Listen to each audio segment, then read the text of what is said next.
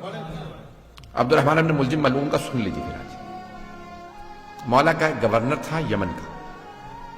مولا کو بہت پسند تھا, اسے معزول نہیں کیا, بہت سے لوگوں کو بس سب کو معزول کر دیا, اور اسے کہا کہ بھی تم اپنے جیسے 10 افراد کو بھیجو جن کی میں تربیت کروں, جو پھر یمن کو چلائیں گے.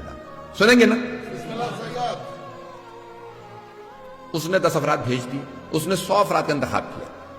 100 افراد میں سے پھر 40 کو چنا. ان میں سے جو سب سے اچھے 10 افراد تھے انہیں کوفے بھیجا. کہا تم جاؤ جا کے علی بن ابی طالب سے تربیت لے کے. مولا مسجد بچھا کے بیٹھے, 10 افراد آئے. مولا نے پہلے کو پوچھا نام بتاؤ, بلدیت, سب کو تعارف ہو رہا ہے, سب کو بتا رہے ہیں کون کون ہیں یہ لوگ. دوسرا, تیسرا, چوتھا, چھٹے آدمی سے پوچھا بھائی تمہارا نام کیا؟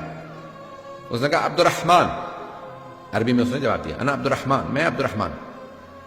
مولانا نے اس کو دیکھا اور کہا انا للہ و انا الیہ راجعون. اس نے فوراً پلٹ کے پوچھا آپ نے کلمہ استرجاع کیوں پڑھا؟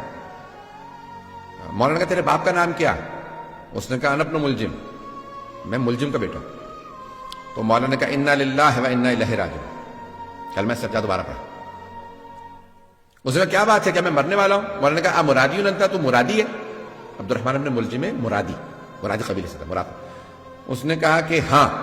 مولانا نے پھر کہا انا للہ و انا الیہ راجعون. کہا کیا بات ہے آپ بار بار کلمہ استرجاع کیوں پڑھ رہے ہیں, کیا میں مرنے والا ہوں؟ مولانا نے کہا نہیں, تو میرا قاتل ہے. اس نے کہا قاتل نہیں, میں تو آپ کا چاہنے والا ہوں.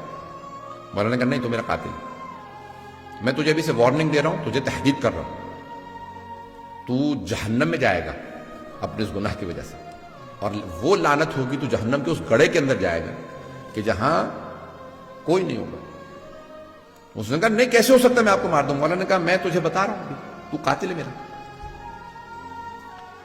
ایک مرتبہ اس نے کہا کہ بھئی کیسے ہو سکتا ہے, آپ مجھے مار دیں, ابھی مار دیجئے. مولانا نے کہا کس جرم میں, جو تو نے ابھی کیا نہیں. اسلام میں جرم سے پہلے سزا نہیں ہے, جرم کے بعد سزا ملتی ہے. تو نے بھی جرم نہیں کیا, لیکن میں تجھے ابھی سے وارننگ دے رہا ہوں. اب اسے اندازہ نہیں, آہستہ آہستہ وہ ایک فاحشہ کا جو ہے وہ عاشق ہو گیا. اب ممبر کے قابل نہیں کہ میں بیان کر سکوں. اس کا نام قطام تھا. ہمارے ہاں بھی کہا جاتا ہے نا, گالی دینی ہوتی ہے تو قطامہ کہتے ہیں, یہ اس کا نام تھا. اس نے بھی شرط رکھی, اور وہ بھی مولا کی دشمنوں میں سے تھی اور ملعونہ تھی, اور بہرحال کہ بھی میں شادی کروں گی لیکن مجھے ایک کنیز چاہیے, 5000 دینار چاہیے, اور علی بن ابی طالب کا سر چاہیے. الوقائع والحوادث میں اس روایت کو لکھا. کچھ لوگوں نے کہا ہے معاویہ سے بھی لنکس تھے. اور بہرحال اہل بیت کے قتل کے اندر آپ کو پتہ بنو امیہ کا ہمیشہ کردار رہا ہے. بنو امیہ نے بڑا منفی کردار ادا کیا. اہل بیت کے خلاف جو سب سے بدترین جو دشمن اہل بیت کے گزرے ہیں اور اب تک ہیں وہ بنو امیہ. عزیزان گرامی, اس نے کیا کہا, اس نے کہا میں کیا کروں گا, حرم میں خانہ کعبہ کا پردہ غلاف پکڑ کے قسم کھائی میں علی کا قتل کروں. کب؟ شب قدر میں. کہاں پہ؟ مسجد کے اندر, مقدس جگہ پہ, مقدس رات میں مقدس ترین ہستی کا قتل کرنے آ رہا ہے. کیا سمجھ کے؟ عبادت سمجھ کے. کیا اس زمانے میں ایسے لوگوں پہ لعنت تھی, تو آج ایسے لوگوں پہ لعنت نہیں؟ پتہ نہیں میں نے پیش کیا یا نہیں پیش کیا.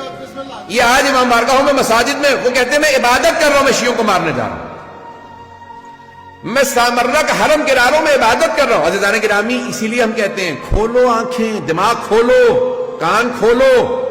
ایسے اگر لوگوں کو تم تاریخ میں, آج ایسے لوگ ہیں, اور پاکستان میں کب کہا, جب خود کے حملے شروع ہوئے پاکستان میں, کہا نہیں یہ ملعون ہے.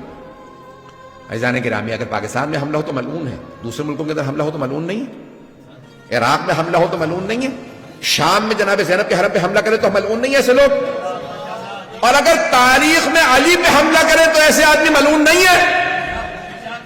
میں یہ سخت ترین جملے کہیں, میں بہت معذرت, لیکن میں کہنے پہ مجبور ہوں, آج یہ پڑھنے پہ مجبور ہوں. ایسے حالات ہیں, اگر ہم نہیں, میں نہیں کھولوں گا تو کوئی اور نہیں بولے گا. عزیزان گرامی, یہ تاریخ کے وہ کردار ہیں کہ جن پہ تاریخ میں بھی لعنت تھی, آج بھی لعنت ہے. اللہ ان لوگوں پہ لعنت بھیجتا ہے, اس کا رسول ان پہ لعنت بھیجتا ہے, ملائکہ لعنت بھیجتے ہیں, قیامت تک کے لیے ایسے لوگوں پہ لعنت ہے. اور جو ان پہ لعنت نہیں بھیجتے ان کا کیا حال ہونا چاہیے؟ ان پہ لعنت نہیں ہونی چاہیے. اگر تو وہ نہیں سمجھتے تو معاف ہے, اور اگر سمجھتے ہیں اور لعنت نہیں بھیجتے تو ان پہ بھی لعنت.